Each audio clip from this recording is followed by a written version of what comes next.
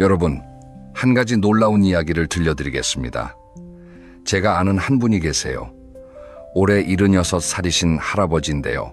이분이 최근에 이런 말씀을 하셨습니다. 나는 인생에서 지금이 가장 행복해. 30대보다, 40대보다, 50대보다 지금이 제일 좋아.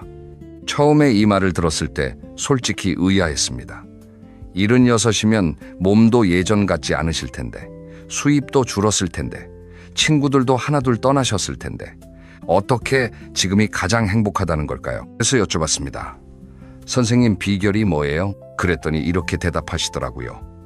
비결이랄 것까지는 없는데 나는 그냥 매일 아침 눈을 뜨면 감사하고 만나는 사람마다 반갑고 오늘 할 일이 있으니까 신이 나. 여러분, 이게 그냥 낙천적인 성격이라서 가능한 걸까요? 아닙니다. 이분은 젊었을 때 사업이 부도나서 큰 빚을 진 적도 있고 아내를 일찍 여의셔서 혼자 아이들을 키우신 분이에요. 결코 순탄한 인생이 아니었습니다. 그런데도 지금이 가장 행복하다고 하세요. 오늘 영상에서는 바로 이런 분들의 이야기를 하려고 합니다. 나이가 들수록 오히려 더 행복해지는 사람들. 이 사람들에게는 분명한 공통점이 있었습니다. 그 공통점을 하나씩 풀어드릴 테니까 끝까지 함께 해주세요. 이 영상을 다 보시고 나면 나도 이렇게 하면 되겠구나 하는 구체적인 방법을 가지고 가실 수 있을 겁니다. 자, 그러면 첫 번째 이야기를 시작하겠습니다. 나이가 들면 행복해진다는 게 과연 사실일까요? 그냥 위로의 말이 아니라 과학적으로 증명된 것일까요? 결론부터 말씀드리면 네 사실입니다.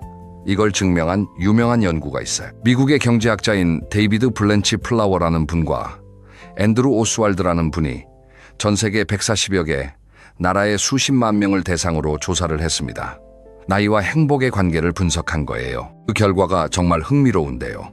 인간의 행복도를 나이에 따라 그래프로 그리면 알파벳 U자 모양이 나옵니다.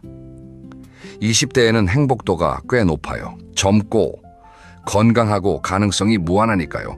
그런데 30대, 40대로 가면서 행복도가 점점 떨어집니다.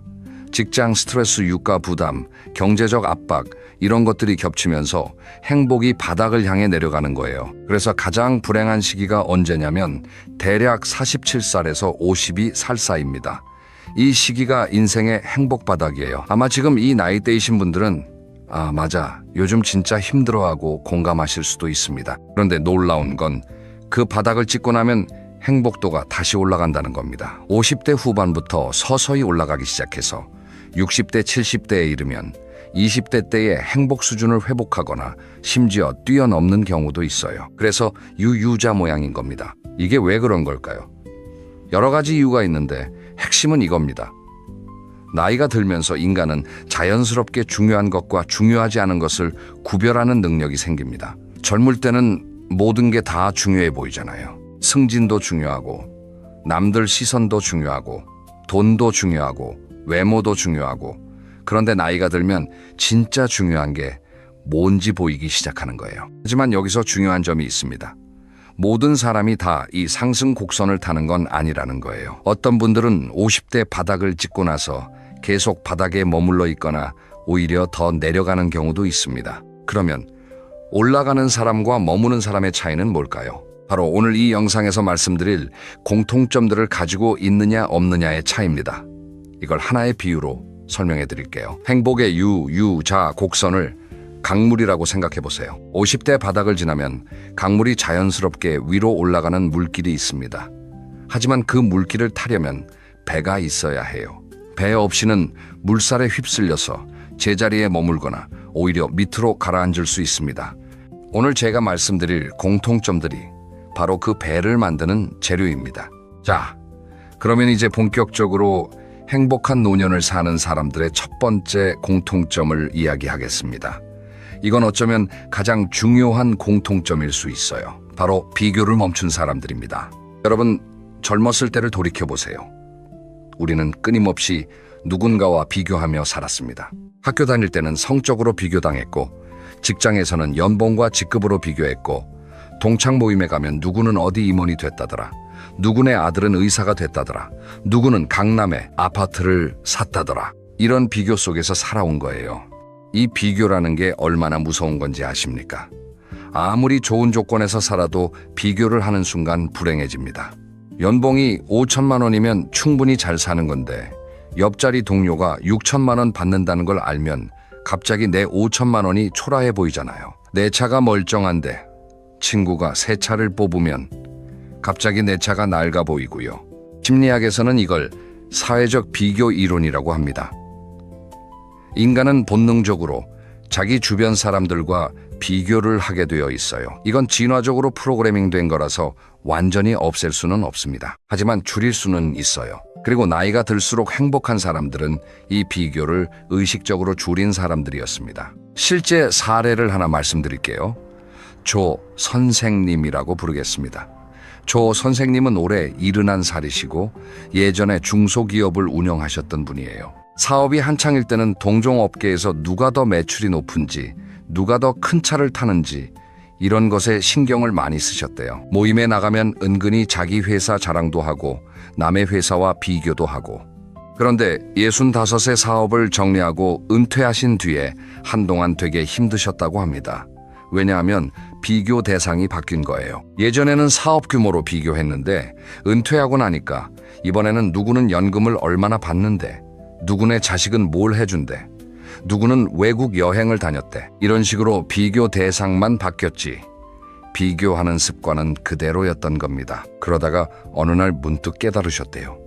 아, 내가 평생 남과 비교하면서 살았구나. 그래서 한 번도 만족한 적이 없었구나. 내가 가진 것만 봐도 충분히 감사한 건데 남을 보니까 항상 부족하게 느껴졌구나. 그때부터 조 선생님이 실천하신 게 있어요. 동창 모임이나 지인 모임에서 남의 이야기를 들을 때 비교하는 대신 그 사람 입장에서 기뻐해 주기로 한 겁니다. 누가 손주 자랑을 하면 예전에는 속으로 우리 손주가 더 낫지 하고 생각했는데 이제는 진심으로 와 좋겠다, 축하한다 하고 말하는 거예요. 이게 처음에는 어색했대요. 솔직히 마음이 안 따라갔다고 합니다. 하지만 석 달 넘게 의식적으로 연습을 하니까 진짜 변하기 시작했다고 해요. 남이 잘 되는 게 배 아프지 않게 되니까 모임에 나가는 게 즐거워졌고 사람들도 조 선생님을 더 좋아하게 됐답니다. 비교를 멈추니까 인간관계가 편해지고 인간관계가 편해지니까 더 행복해진 거예요. 여기서 한 가지 더 중요한 게 있습니다. 남과의 비교를 멈추려면 나만의 기준이 있어야 해요. 남의 기준으로 내 삶을 평가하니까 항상 부족한 거잖아요. 내가 뭘 가지고 있고, 내가 뭘 원하고, 내가 어떤 삶을 살고 싶은지 이걸 스스로 정해야 합니다. 행복한 어르신들을 보면 이 기준이 아주 소박합니다. 아침에 통증 없이 일어나면 좋은 날이다. 오늘 산책하면서 꽃을 봤으니 행복한 날이다. 아내와 같이 저녁을 먹었으니 감사한 날이다. 이런 식이에요. 기준이 낮은 게 아니라 기준이 자기 안에 있는 겁니다. 밖에 있지 않고요. 비교를 멈추는 것, 이게 첫 번째 공통점이었습니다. 그런데 비교를 멈추는 것과 굉장히 밀접하게 연결된 두 번째 공통점이 있어요. 바로 욕심을 비우고 단순하게 사는 것입니다. 여러분, 집에 물건이 얼마나 많으세요? 옷장을 한번 열어보세요. 안 입는 옷이 얼마나 많은지. 서랍을 열어보세요. 왜 샀는지도 기억 안 나는 물건들이 가득 차 있을 거예요. 거실에는 안 보는 책들이 쌓여 있고 창고에는 언젠가 쓸 거라고 넣어둔 것들이 먼지를 뒤집어 쓰고 있고 물건만 그런 게 아닙니다. 우리 마음속에도 안 비운 것들이 많아요. 30년 전에 누가 나한테 했던 섭섭한 말, 20년 전에 놓쳤던 기회에 대한 아쉬움, 10년 전에 잘못된 투자에 대한 후회, 이런 것들이 마음 한구석에 켜켜이 쌓여 있는 겁니다. 행복한 노년을 사는 분들은 이것들을 하나씩 비워나간 분들이에요. 한 분의 이야기를 해드릴게요. 남 선생님은 73이시고 예전에 교사를 하셨던 분입니다. 이분이 70살 생일날 특별한 결심을 하셨어요. 올해 안에 내 물건을 절반으로 줄이자. 그래서 하루에 한 가지씩 필요 없는 물건을 버리거나 기부하기 시작하셨습니다. 처음에는 쉬웠대요. 확실히 필요 없는 것들이 있으니까요. 그런데 100개, 200개를 넘기면서 점점 어려워졌답니다. 이건 추억이 있는 건데, 저건 비싸게 산 건데, 하나를 버릴 때마다 고민이 된 거예요. 그런데 신기한 건 그 고민을 넘기고 비우고 나면 마음이 시원해졌다는 겁니다.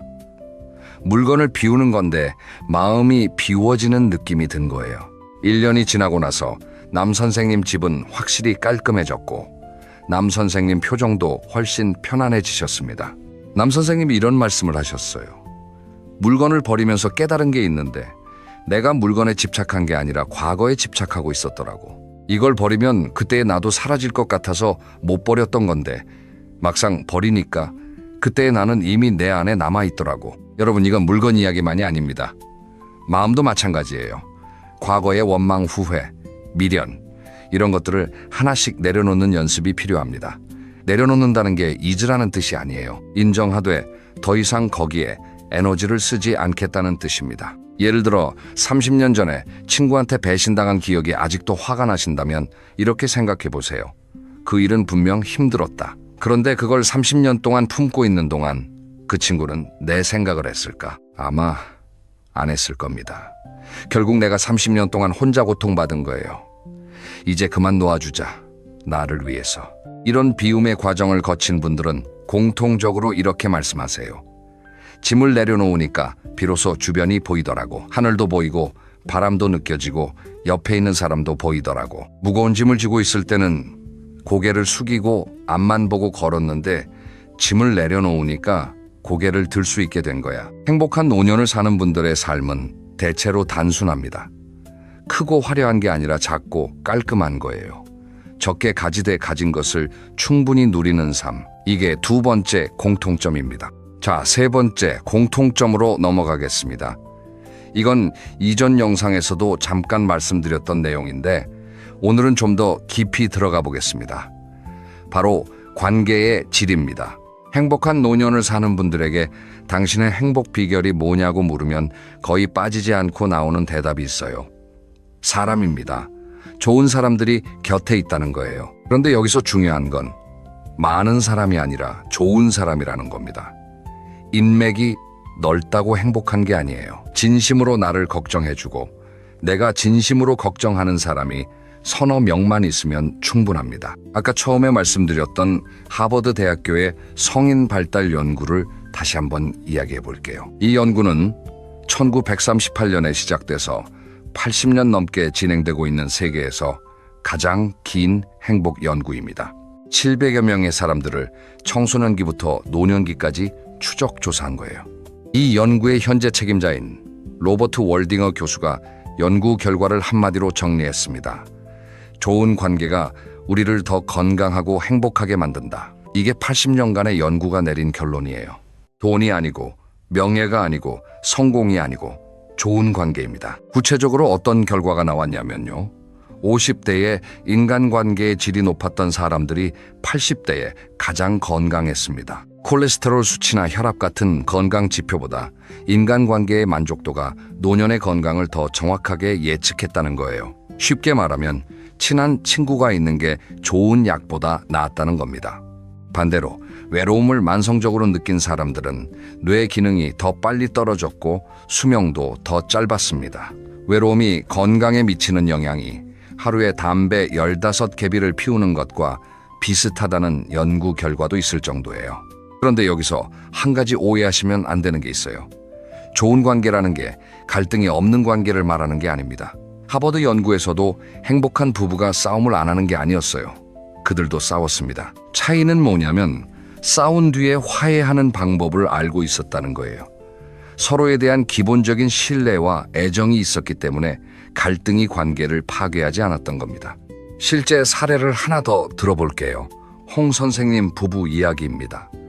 홍 선생님은 74살이시고 아내분도 72살이세요. 부부는 결혼한 지 47년이 되셨는데 지금도 매일 저녁 식사 후에 동네를 같이 산책하십니다. 제가 부러워서 여쭤봤어요. 어떻게 47년을 같이 산책하셨어요? 비결이 뭐예요? 홍 선생님이 웃으시면서 이렇게 말씀하셨어요. 산책이 비결이 아니라 산책하면서 하는 이야기가 비결이지. 매일 산책하면서 오늘 있었던 일을 이야기하신대요. 대단한 이야기가 아니에요. 오늘 마트에서 참외가 나왔더라. 오늘 공원에 고양이가 있었어. 오늘 뉴스에서 이런 걸 봤는데, 이런 소소한 이야기를 매일 주고받는 거예요. 그리고 중요한 규칙이 하나 있대요. 산책할 때는 절대 잔소리를 안 한다는 겁니다. 왜 또 그랬어? 당신은 맨날 이렇게 말은 없어. 이런 말은 산책 시간에는 안 하기로 약속한 거예요. 그 시간만큼은 서로에게 편안한 사람이 되어주기로 한 겁니다. 이게 별것 아닌 것 같지만 47년을 하면 엄청난 겁니다. 매일 30분씩 47년이면 몇 시간이 될까요? 약 8,500시간이 넘어요. 그 시간 동안 두 사람이 서로의 하루를 나눈 겁니다. 그러니 서로를 모를 수가 없죠. 이게 관계의 힘입니다. 여러분 지금 배우자와 매일 대화하시나요? 대화가 아니라 생활보고만 하고 계시진 않으신가요? 밥 먹었어, 어디 갔다 올게, 돈 보냈어, 이런 건 대화가 아니에요. 정보 전달이죠. 오늘부터 한 가지만 바꿔보세요. 하루에 10분만이라도 아무 목적 없이 이야기를 나눠보세요. 오늘 기분이 어땠어? 요즘 무슨 생각해? 이런 질문을 한번 던져보세요. 처음에는 어색할 수 있어요. 뭔가 이상하다고 느끼실 수도 있습니다. 그래도 해보세요. 석 달만 하시면 달라지실 겁니다. 그리고 배우자 외에도 정기적으로 만나는 친구를 만드세요. 적어도 한 명, 일주일에 한 번이든 2주에 한 번이든 정기적으로 만나서 차 한잔하고 이야기를 나누는 사람이 있으면 됩니다. 이게 건강에도 좋고 정서적으로도 큰 힘이 됩니다. 자, 세 번째, 공통점인 관계의 질에 대해 이야기했습니다. 넓은 인맥이 아니라 깊은 관계 서너 개, 그리고 그 관계를 유지하는 매일의 작은 노력.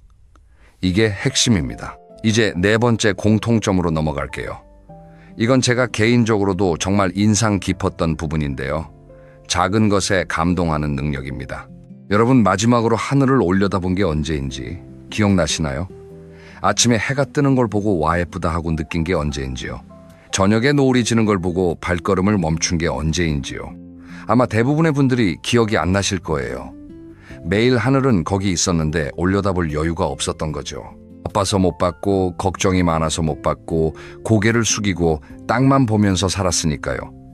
행복한 노년을 사는 분들은 이런 작은 것에서 감동을 느끼는 능력이 살아있는 분들이에요. 이걸 심리학에서는 세이버링이라고 부릅니다. 한국말로 하면 음미하기 정도가 되겠네요.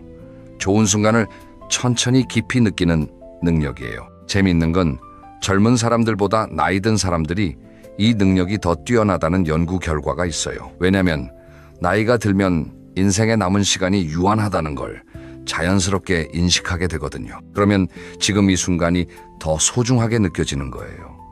20대 때는 앞으로 60년이 남았으니까 오늘 하루가 대수롭지 않아요. 하지만 70이 되면 앞으로 몇 년이 남았는지 정확히 모르잖아요. 그래서 오늘 아침에 마시는 커피 한 잔이 더 소중하고 창밖으로 보이는 나무 한 그루가 더 아름답게 느껴지는 겁니다. 실제로 이런 분을 만나뵌 적이 있어요. 한 선생님이라고 부르겠습니다. 78살이신 할머니인데요.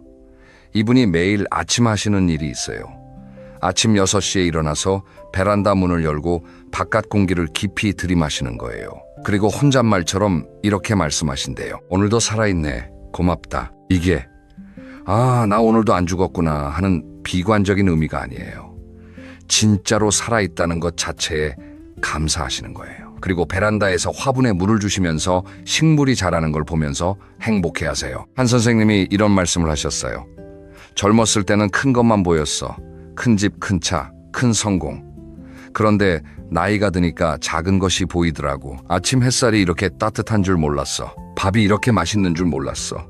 바람이 이렇게 시원한 줄 몰랐어. 젊었을 때 이걸 알았으면 참 좋았을 텐데 여러분 이건 타고나는 능력이 아닙니다. 훈련할 수 있는 거예요. 어떻게 훈련하느냐? 가장 간단한 방법이 감사일기입니다. 이전 영상에서도 잠깐 말씀드렸지만 오늘은 좀 더 구체적으로 알려드릴게요. 매일 밤 잠자리에 들기 전에 오늘 감사한 것 3가지를 적는 겁니다. 노트에 적어도 되고 스마트폰 메모장에 적어도 됩니다. 중요한 건 구체적으로 적는 거예요. 오늘 감사하다 이렇게 뭉뚱그려서 적으면 효과가 별로 없어요. 오늘 아침에 아내가 끓여준 된장찌개가 맛있어서 감사하다. 오늘 산책하다가 동네 아주머니가 인사해줘서 기분이 좋았다. 오늘 손주한테서 전화가 와서 행복했다. 이렇게 구체적으로 적어야 합니다. 이걸 매일 하면 뇌에 무슨 일이 일어나느냐면요. 뇌가 감사할 거리를 찾는 습관이 생깁니다. 낮에 생활하면서 무의식적으로 이거 오늘 감사일기에 적어야지 하게 되는 거예요. 그러면 같은 하루를 살아도 좋은 것에 더 많이 집중하게 됩니다. 뇌과학에서는 이걸 주의 편향이라고 부르는데요. 우리 뇌는 한 번에 모든 정보를 처리하지 못해요. 그래서 뭔가에 집중하면 나머지는 잘 안 보입니다. 불만족에 집중하면 불만족스러운 것만 보이고, 감사에 집중하면 감사한 것이 보이는 거예요. 감사 일기가 이 주의 편향을 긍정적인 방향으로 바꿔주는 겁니다. 한 연구에 따르면 감사 일기를 3주만 꾸준히 써도 우울감이 유의미하게 감소하고 수면의 질이 좋아지고 전반적인 행복감이 올라간다고 합니다. 3주면 20일 일이에요. 길지 않습니다. 한번 해보시면 효과를 느끼실 겁니다. 그리고 감사일기 말고도 일상에서 음미하기를 연습하는 방법이 있어요. 밥을 먹을 때 텔레비전을 끄고 음식의 맛에만 집중해 보세요. 산책할 때 이어폰을 빼고 새소리, 바람소리에 귀를 기울여 보세요. 커피를 마실 때 향을 천천히 맡아보세요. 이런 작은 순간들을 의식적으로 음미하는 거예요. 처음에는 어색하실 수 있어요. 뭘 이런 걸 하고 있나 싶으실 수도 있습니다. 하지만 꾸준히 하시다 보면 하루가 풍요로워지는 걸 느끼실 겁니다. 똑같은 20내, 시간인데 감사할 게 많아지니까 하루가 선물처럼 느껴지는 거예요. 자, 네 번째 공통점인 작은 것에 감동하는 능력에 대해 이야기했습니다. 이제 다섯 번째이자 마지막 공통점으로 넘어갈게요. 이것도 정말 중요한 이야기입니다. 바로 성장을 멈추지 않는 사람들입니다.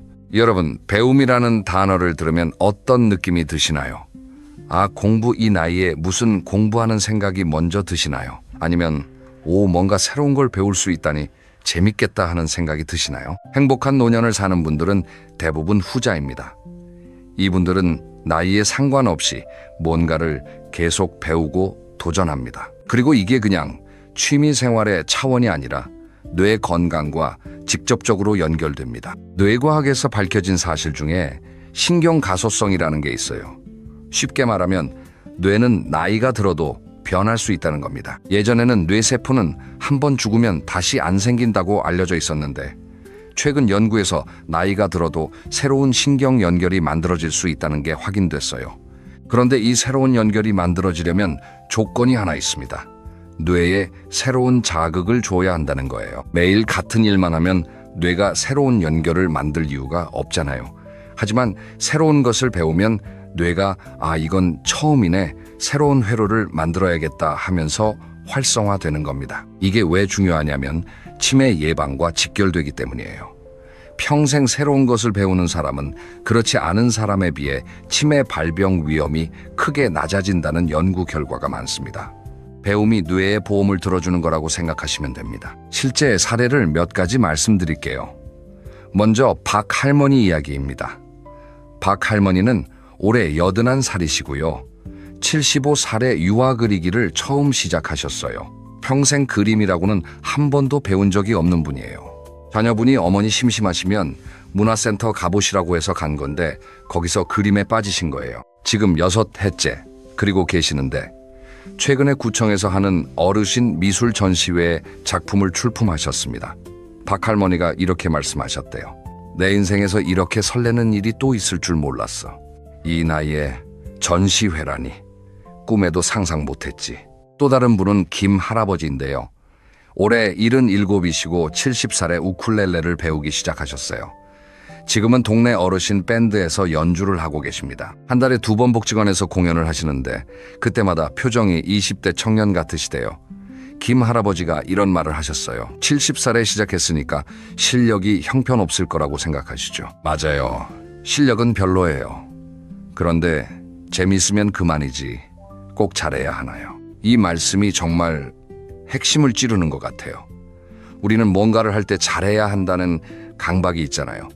배우면 실력이 늘어야 하고 하면 결과가 있어야 하고, 그런데 나이가 들어서 하는 배움은 결과가 목적이 아닙니다. 과정 자체가 목적이에요.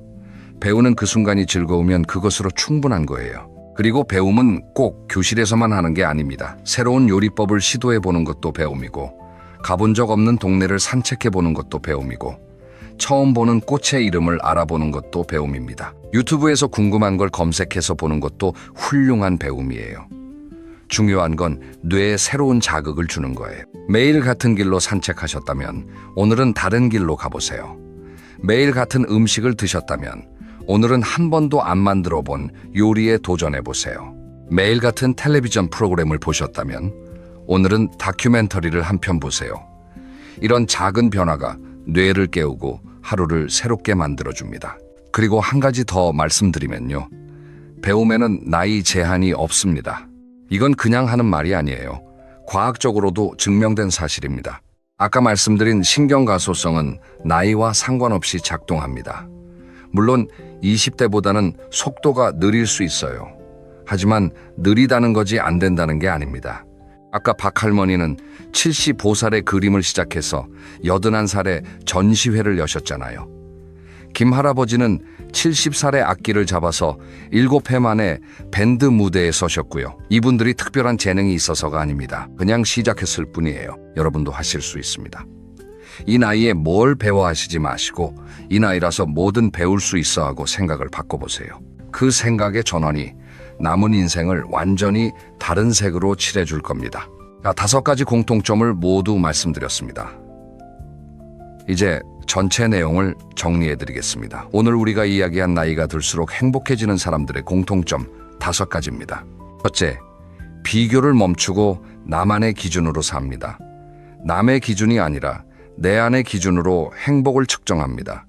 남과 비교하는 에너지를 내 삶을 즐기는 데 씁니다. 둘째, 욕심을 비우고 단순하게 삽니다. 물건도 비우고 마음의 짐도 내려놓습니다. 적게 되가진 것을 충분히 누립니다.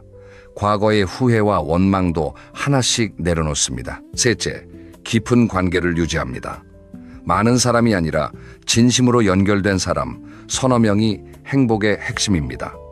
배우자와 매일 대화하고 친구와 정기적으로 만납니다. 관계는 저절로 유지되지 않습니다. 매일의 작은 노력이 필요합니다. 넷째, 작은 것에서 감동을 느낍니다. 아침 햇살, 한 잔의 커피바람 한 줄기에서 행복을 발견합니다. 감사 일기를 통해 긍정적인 것에 집중하는 훈련을 합니다. 이건 타고나는 게 아니라 연습으로 키울 수 있는 능력입니다. 다섯째, 성장을 멈추지 않습니다. 나이에 상관없이 새로운 것을 배우고 도전합니다. 잘하는 게 목적이 아니라 배우는 과정 자체가 즐거움입니다. 이것이 뇌를 젊게 유지하고 치매를 예방하는 가장 좋은 방법이기도 합니다. 여러분, 이 5가지를 보시면 한 가지 공통된 메시지가 있다는 걸 느끼실 겁니다. 행복한 노년은 조건이 만드는 게 아니라 태도가 만든다는 겁니다. 돈이 많아서 행복한 게 아니고 건강이 완벽해서 행복한 게 아니고 자식이 잘 돼서 행복한 게 아닙니다. 삶을 대하는 태도가 행복을 만드는 겁니다. 아까 처음에 말씀드렸던 76살 할아버지 기억나시죠? 사업부도도 겪었고 아내도 일찍 여의셨는데 지금이 가장 행복하다고 하신 분이요. 이분이 특별한 비결을 가지고 있었던 게 아니에요. 비결을 멈추셨고 짐을 내려놓으셨고 좋은 사람을 곁에 두셨고 작은 것에 감사하셨고 매일 뭔가를 배우고 계셨을 뿐입니다. 여러분도 하실 수 있습니다. 오늘부터 딱 하나만 시작해 보세요. 5개를 한꺼번에 하려고 하지 마시고 하나만요. 오늘 밤 감사 일기를 3줄 쓰는 것도 좋고 내일 아침 배우자에게 고맙다 한마디 하는 것도 좋고 이번 주에 친구 한 명에게 전화를 거는 것도 좋습니다. 그 작은 한 걸음이 여러분의 남은 날들을 완전히 다르게 만들어줄 겁니다. 행복한 말년은 운이 아닙니다. 선택입니다. 그리고 그 선택을 할 수 있는 가장 좋은 시간은 바로 지금 이 순간입니다. 오늘도 끝까지 들어주셔서 진심으로 감사합니다. 이 영상이 여러분의 하루에 작은 위로가 되었으면 좋겠습니다. 주변에 소중한 분이 계시다면 이 영상을 꼭 나눠주세요. 여러분의 남은 날들이 지금까지 살아온 날들보다 훨씬 더 따뜻하고 행복하시길 진심으로 바랍니다. 감사합니다. 여러분, 한 가지 질문을 드리겠습니다. 지금까지 살아오신 인생을 돌아봤을 때 나는 최선을 다해 살았다고 말씀하실 수 있으신가요? 아마 많은 분들이 그렇다고 대답하실 겁니다. 새벽같이 일어나 일하러 나갔고 밤늦게까지 가족을 위해 뛰었고 남들한테 폐 안 끼치려고 늘 스스로를 다잡으며 살아왔다고요. 그런데 이상한 일입니다. 그렇게 열심히 살았는데 왜 말년이 이렇게 쓸쓸할까요? 왜 이렇게 외롭고 공허하고 때로는 화가 나기까지 할까요? 분명 후회 없이 살았는데 막상 인생의 후반전에 들어서니까 뭔가가 크게 빠져있는 느낌이 드는 겁니다. 오늘 이 영상에서는 바로 이 이야기를 하려고 합니다. 열심히 살았는데 말년이 좋지 않은 사람들의 공통점, 그리고 지금부터라도 어떻게 하면 남은 인생을 따뜻하고 단단하게 만들 수 있는지 끝까지 들어주시면 내가 놓치고 있던 게 이거였구나 하는 순간이 반드시 오실 겁니다. 먼저 한 분의 이야기로 시작해 볼게요. 이분을 정 선생님이라고 부르겠습니다. 정 선생님은 올해 71살이십니다. 35년 동안 공무원으로 일하셨어요. 승진도 꾸준히 하셨고 퇴직할 때는 국장급이셨습니다. 자녀 둘을 대학까지 보내셨고 서울에 아파트도 마련하셨어요. 누가 봐도 성공한 인생입니다. 그런데 정 선생님이 최근에 이런 말씀을 하셨대요. 나는 분명 잘 살았는데 왜 이렇게 외로운지 모르겠다. 아침에 눈을 뜨면 오늘 하루를 어떻게 보내야 하나 막막하다. 밥을 먹어도 맛이 없고 텔레비전을 봐도 재미가 없고 전화할 사람도 없다. 여러분, 이 이야기가 남의 일처럼 느껴지시나요? 아니면 어딘가 가슴 한쪽이 찔리시나요? 사실 정 선생님 같은 분이 우리 주변에 정말 많습니다. 밖에서 보기에는 부러운 인생인데 정작 본인은 하루하루가 힘든 거예요. 왜 이런 일이 생기는 걸까요? 그 이유를 지금부터 하나씩 풀어보겠습니다. 첫 번째 이유는 존재감의 상실입니다. 이게 무슨 말이냐면요. 우리는 수십 년 동안 직함과 역할로 살아왔습니다. 김 과장, 박 부장, 이사장. 회사에서는 물론이고 가정에서도 마찬가지예요. 아버지로서, 남편으로서, 가장으로서. 이런 역할이 곧 나의 정체성이었던 거죠. 그런데 퇴직을 하면 그 역할이 하루아침에 사라집니다. 어제까지 국장님이었던 사람이 오늘부터 그냥 동네 아저씨가 되는 겁니다. 어제까지 수십 명의 직원이 인사를 하고 보고를 올렸는데 오늘은 아무도 나한테 전화를 안 해요.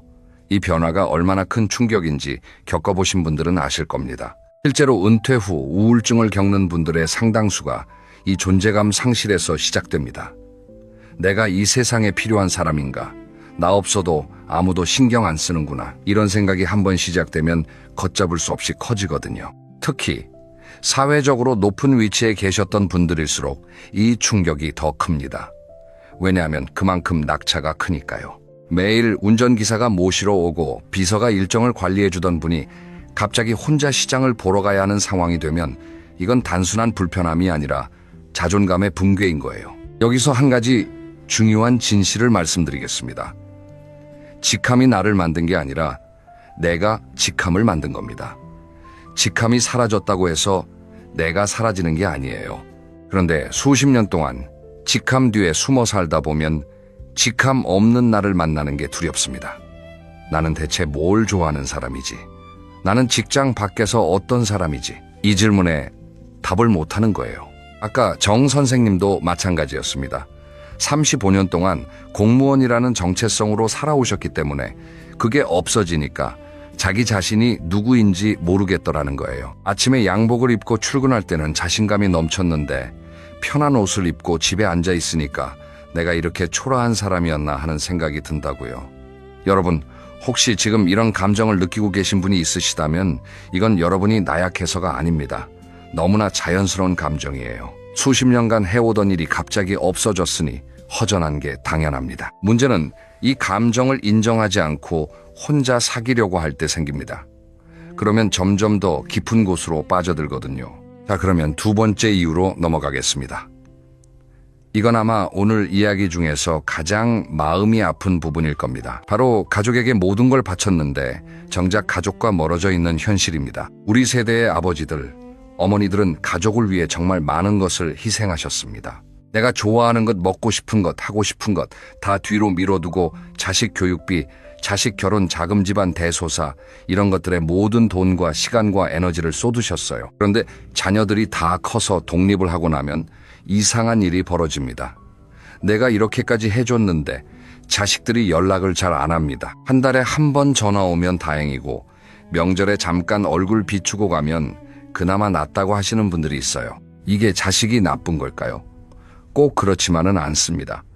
자식들 입장에서는 지금 자기 가정을 꾸리고 자기 아이를 키우고 자기 직장에서 살아남으려고 정신이 없는 거예요. 일부러 부모님을 안 찾는 게 아니라 진짜 여유가 없는 겁니다. 하지만 부모 마음은 그게 아니잖아요. 내가 저렇게 키워놨더니 이제 나는 필요 없는 사람이 됐구나. 이런 서운함이 밀려오는 거예요. 그리고 이 서운함은 쌓이고 쌓여서 어느 순간 원망이 되기도 합니다. 그리고 배우자와의 관계도 문제입니다. 수십 년 동안 서로 바쁘게 살았잖아요.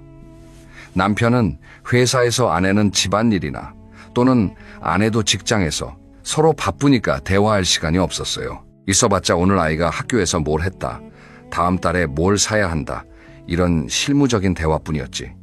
너 요즘 기분이 어떠니? 나는 요즘 이런 생각을 해. 이런 속 깊은 대화는 거의 못 하셨을 겁니다.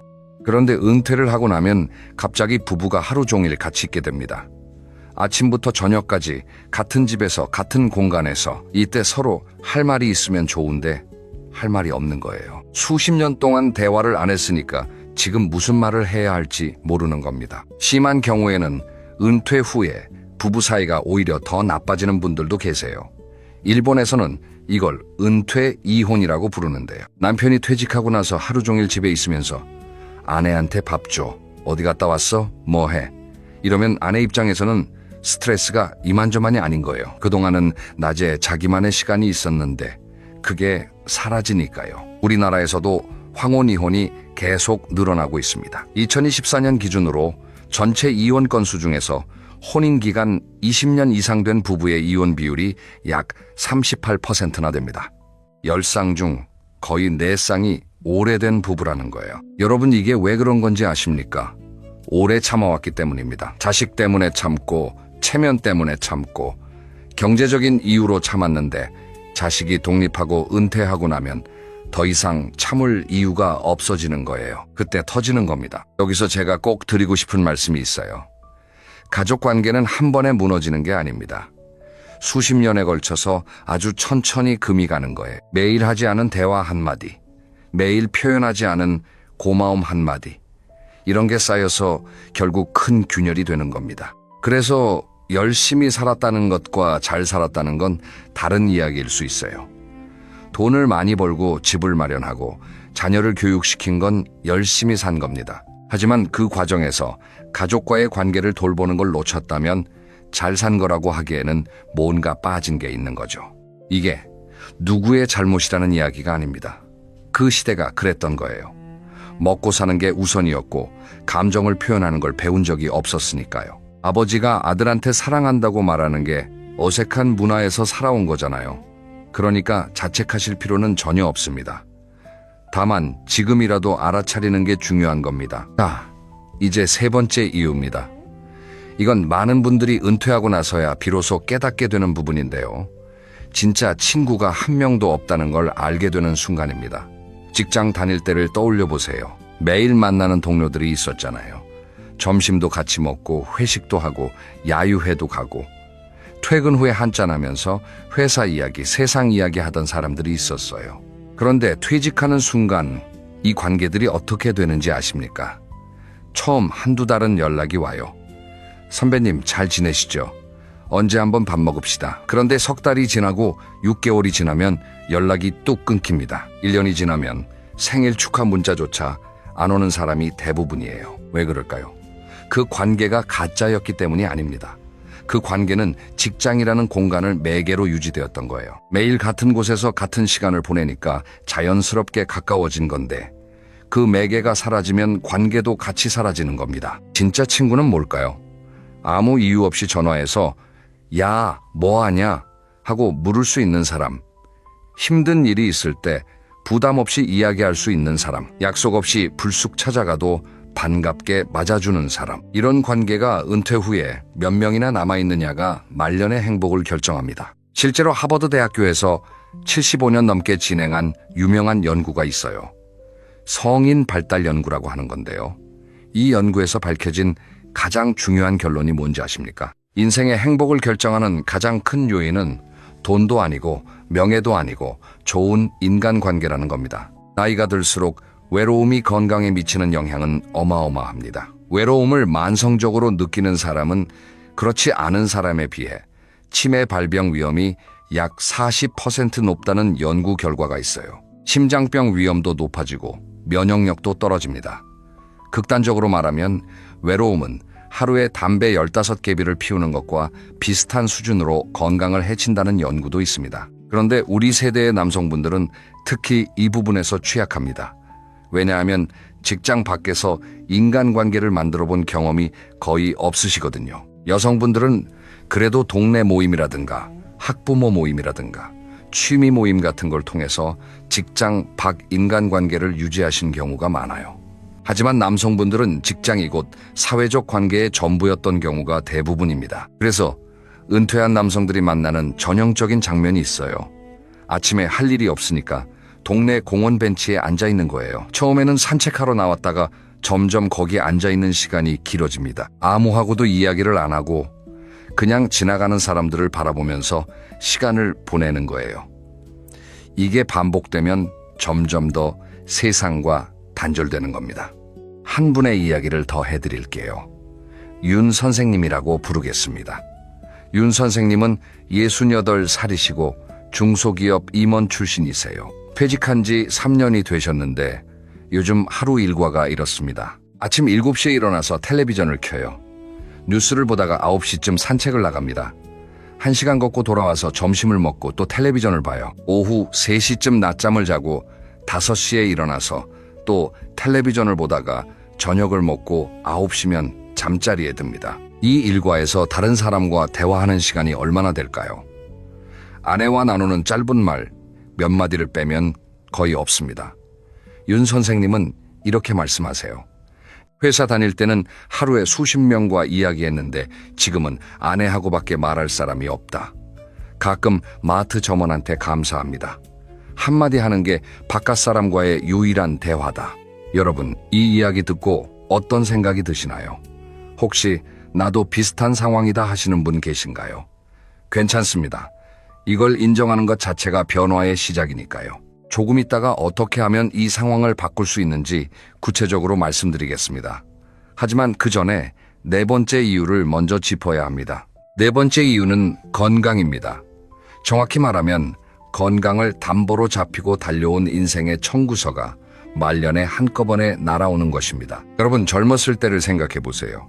밤새 일해도 다음날 출근할 수 있었고 술을 마셔도 하루만 자면 괜찮았고 어디가 좀 아파도 참으면 나았어요. 그때는 내 몸이 무적인 줄 알았습니다. 그런데 나이가 들면 그동안 몸에 쌓아놓은 빚이 한꺼번에 돌아옵니다. 20년, 30년 동안 밤늦게까지 일하면서 잠을 줄였던 것, 스트레스를 술과 담배로 풀었던 것, 바쁘다는 핑계로 건강검진을 미뤘던 것, 운동할 시간이 없다며 몸을 방치했던 것, 이 모든 게 말년의 청구서로 날아오는 겁니다. 당뇨가 생기고 혈압이 올라가고 관절이 아프고 디스크가 터지고, 물론 나이가 들면 어느 정도 몸이 안 좋아지는 건 자연스러운 일입니다. 하지만 문제는 정도의 차이예요. 평소에 건강을 관리한 분과 그렇지 않은 분의 말년은 하늘과 땅 차이입니다. 제가 아는 분 중에 두 분을 비교해 드릴게요. 한 분은 평생 운동을 좋아하셔서 퇴직 전부터 매일 아침 조깅을 하셨어요. 술은 거의 안 드시고 담배도 안 피우셨고 건강검진도 매년 빠지지 않으셨습니다. 이분은 73인 지금도 매일 등산을 하시고 손주와 뛰어놀 체력이 있으세요. 다른 한 분은 직장 생활 내내 야근과 회식이 일상이었습니다.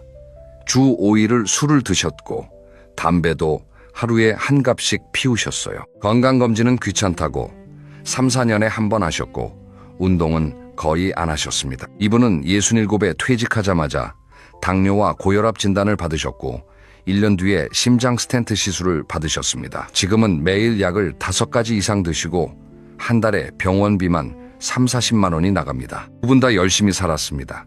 직장에서도 인정받았고 가정도 잘 꾸리셨어요. 차이는 딱 하나예요.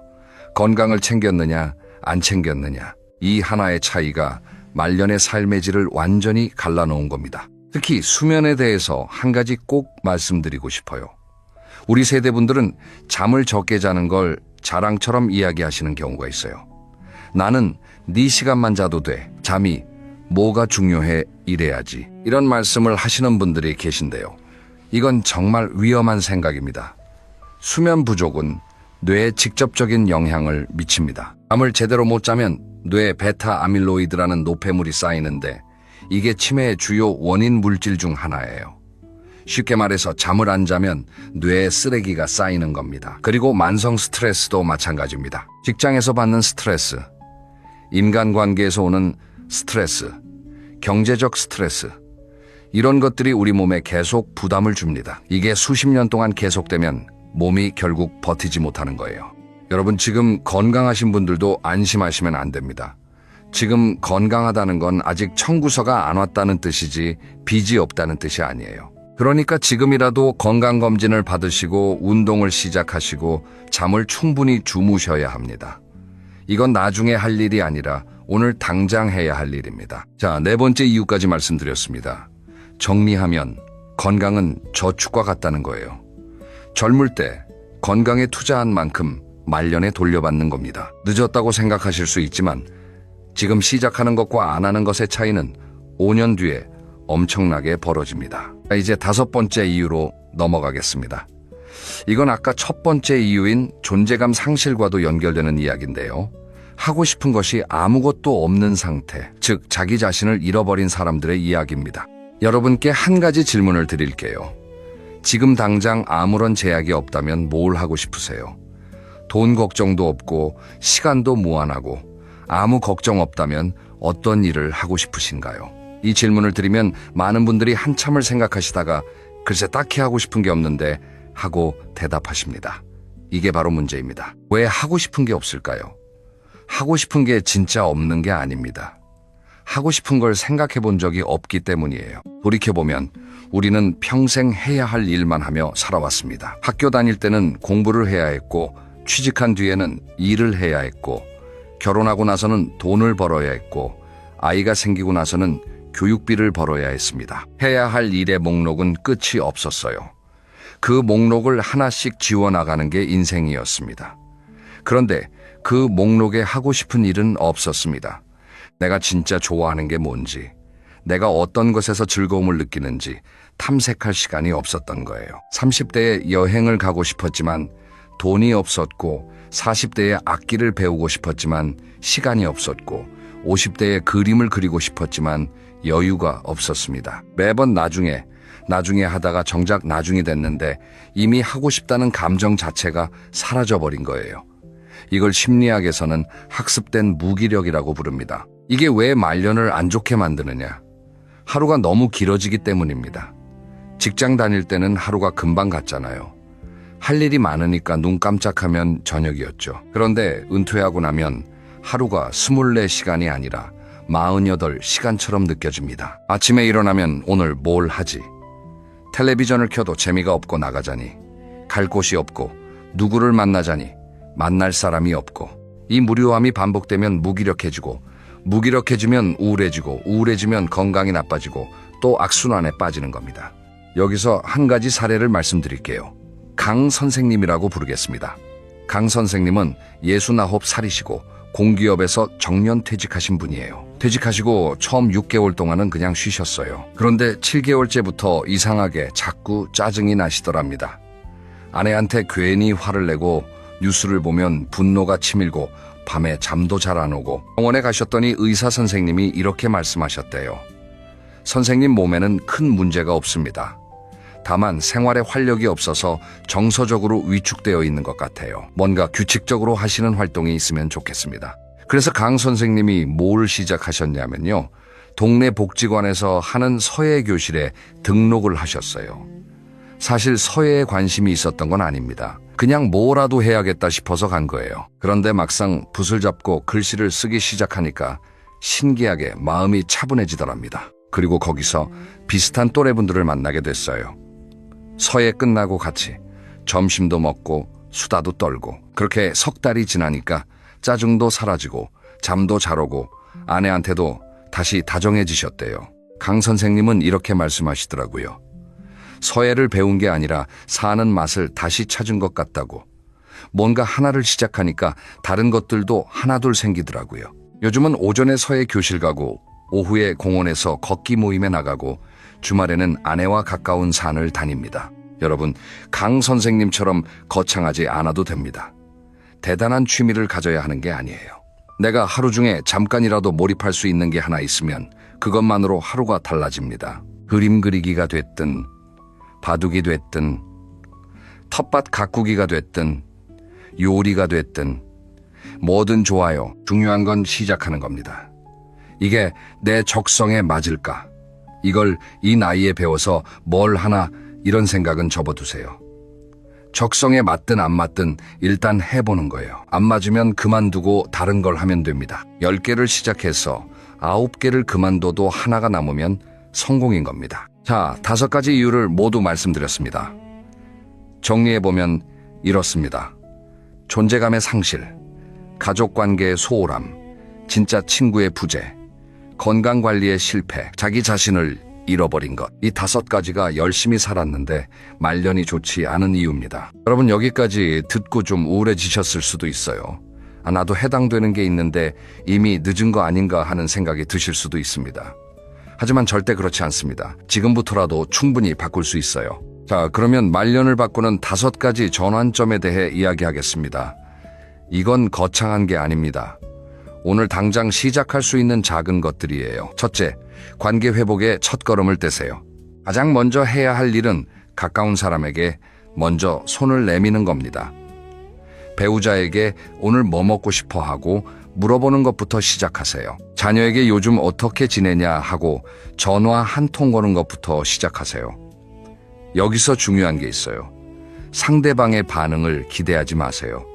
처음에는 어색할 겁니다. 갑자기 왜 그래 하는 반응이 올 수도 있어요. 괜찮습니다. 한 번이 어색하면 2번 하고 2번이 어색하면 3번 하세요. 꾸준히 하다 보면 반드시 변합니다. 그리고 옛 친구에게도 연락해보세요. 학교 동창이든 군대 동기든 오래전에 연락이 끊어졌던 사람들 중에 한 명만 떠올려보세요. 그 사람한테 전화해서 야 나야 오랜만이다 하고 말을 거는 겁니다. 생각보다 반가워할 겁니다. 왜냐하면 그 사람도 외로울 수 있거든요. 둘째, 하루에 30분이라도 몸을 움직이세요. 거창한 운동이 아니어도 됩니다. 동네를 걷는 것만으로도 충분해요. 걷기는 가장 간단하면서도 가장 효과적인 운동입니다. 관절에 무리도 적고 심폐 기능을 올려주고 무엇보다 뇌에 좋습니다. 걸을 때 가능하면 밖에서 걸으세요. 햇빛을 쬐면 비타민 D가 생성되고 세로토닌이라는 행복 호르몬이 분비됩니다. 우울한 기분이 한결 나아질 거예요. 그리고 공원이나 산책로를 걸으면 자연스럽게 다른 사람들과 마주치게 되잖아요. 인사를 나누다 보면 아는 사람이 하나둘 생기기도 합니다. 셋째, 작은 취미 하나를 시작하세요. 아까 강 선생님 이야기처럼 뭐든 좋습니다. 서예, 그림 요리, 낚시, 바둑, 당구, 사진, 동네 합창단 뭐든요.